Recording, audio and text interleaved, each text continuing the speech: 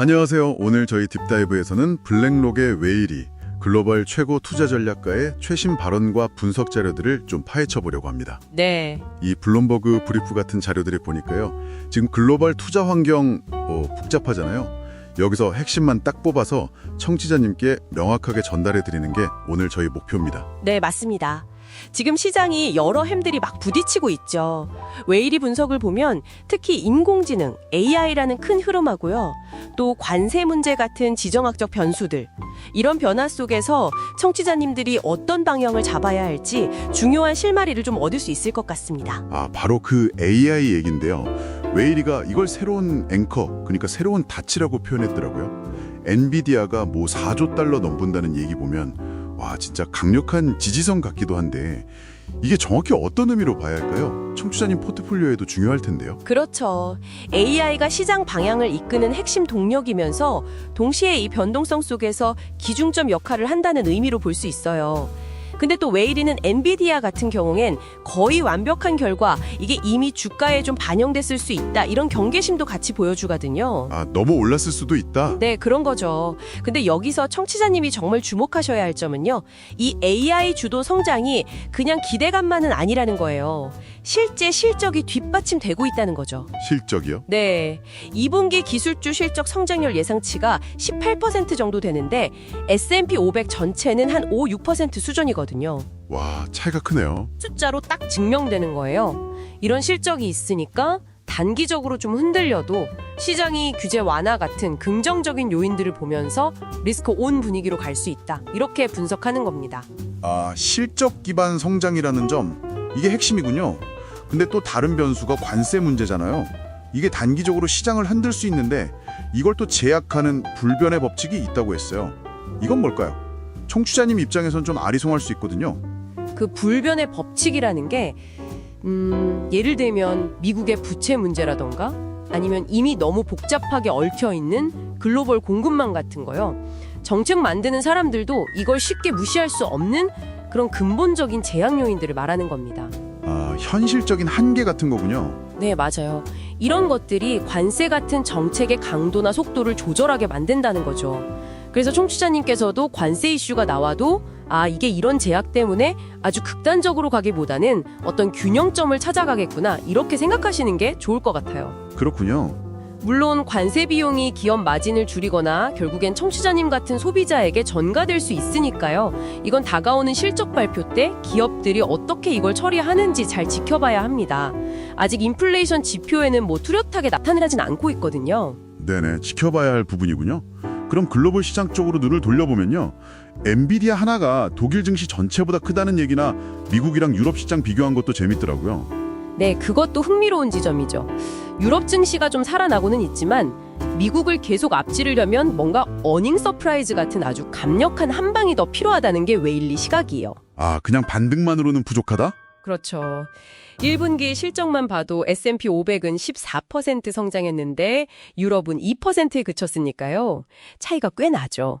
근데 여기서 더 중요한 통찰이 뭐냐면 AI 혁신의 상당 부분이 사실은 사모시장, 그러니까 비상장 시장에서 일어나고 있다는 점이에요. 사모시장이요? 네. 청취자님께서 AI 투자를 제대로 하고 싶다면 이 부분을 놓치면 안 됩니다. 왜냐하면 미국에서 연매출 1억 달러 넘는 기업 중에 80%가 비상장 상태래요. 80%나요? 와. 네. 그리고 기업들이 상장하는 데 걸리는 시간도 예전엔 한 8년이었는데 지금은 14년으로 거의 2배 늘었어요. 더 길어졌군요. 그렇죠. 그러니까 공개된 시장 너머를 봐야 진짜 AI 성장의 기회를 잡을 수 있다는 이야기입니다. 자산 배분 측면에서는 미국 주식 비중은 계속 가져가면서도 채권은 좀 다르게 봐요. 미국 장기 국채보다는 유로존 국채를 선호하는데 이건 미국 재정 부담 때문에 장기채 금리 변동성, 즉 기간 프리미엄이 커질 위험을 생각한 판단이죠. 채권 전략은 또 그렇게 다르군요. 청취자님들 채권 포트폴리오 짤 때 참고하셔야겠네요. 그럼 마지막으로 연준, 페드에 대한 전망인데요. 이것도 시장 기대랑 블랙록 생각 사이에 좀 차이가 있다고요? 이건 뭐 청취자님들 금리 기대랑 바로 연결되는 문제인데요. 네.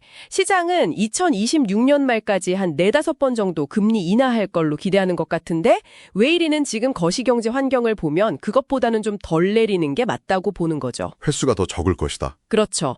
만약에 시장 기대처럼 정치적인 영향 같은 것 때문에 연준이 더 많이 내리게 되면 중앙은행 독립성 흔들리는 거 아니야? 이런 우려 때문에 오히려 장기채 금리가 더 불안정해질 수도 있다? 이렇게 경고도 해요. 아, 그런 부작용이 있을 수 있군요. 네, 그래서 불확실성이 큰 장기채보다는 만기가 짧거나 중간 정도 되는 채권, 그러니까 수익률 곡선의 앞단이나 중간, 프런트엔드 앤 밸리 트자가 더 낫다고 판단하는 겁니다. 청취자님께서도 금리 인하 기대는 하시되 이런 잠재적인 위험 요인도 같이 고려하시는 게 좋겠습니다. 알겠습니다. 그럼 이 모든 변수들, 뭐 AI, 관세, 글로벌 시장, 연준까지 다 고려했을 때 결국 청취자님들은 어떤 투자 자세를 가져야 한다 이런 결론인가요? 핵심은 딱 2가지 키워드입니다. 능동적, 액티브, 이고 선별적, 셀렉티브인 접근. 특히 관세처럼 비용 압박이 예상될 때는 그 비용을 소비자한테 넘길 수 있는 힘, 그러니까 가격 결정력, 프라이싱 파워를 가진 기업을 잘 골라내는 눈이 중요해진다는 거죠. 가격 결정력. 네, 과거 팬데믹 이후처럼 그냥 시장 전체가 같이 막 오르는 그런 장은 이제 지났다는 거예요. 이제는 정말 깊이 분석해서 옥석을 가려내고 그걸로 초과 수익, 알파를 추구하는 그런 능동적인 관리가 청취자님의 성공 투자에 꼭 필요하다. 이런 분석입니다. 네. 오늘 웨이리 전략가 분석을 통해서 현재 투자 환경이 얼마나 다층적인지 다시 한번 확인했습니다. AI라는 강력한 엔진이 있지만 과열은 경계해야 하고 그렇죠. 관세 같은 거시견수랑 또 그 뒤에 숨은 재앙 요인들도 봐야 하고 공개시장 넘어 사모시장의 중요성 또 연준 정책의 불확실성까지 정말 고려할 게 많네요. 이 모든 걸 고려한 선별적 접근이 정말 그 어느 때보다 중요해졌다는 메시지 같습니다. 맞습니다. 이제는 그냥 시장 흐름에 몸만 맡겨서는 좀 부족한 시대가 된 거죠. 여기서 청취자님께 한 가지 더 좀 깊이 생각해 볼 질문을 던져드리고 싶어요. 오, 어떤 질문인가요? 웨이리가 강조한 그 가격 결정력 있잖아요. 이게 과연 기술 기업에만 있는 걸까요? 지금처럼 변화가 심한 환경에서 어쩌면 청취자님 주변의 다른 산업, 다른 기업들 중에서도 남들이 아직 발견하지 못한 그런 숨겨진 가격 결정력을 가진 곳이 있지 않을까요? 기술주 말고 다른 곳에요? 네. 그리고 그걸 어떻게 찾아낼 수 있을지 한번 고민해 보시는 건 어떨까 싶습니다. 아마 그 과정에서 새로운 투자 아이디어를 발견하실 수도 있을 겁니다.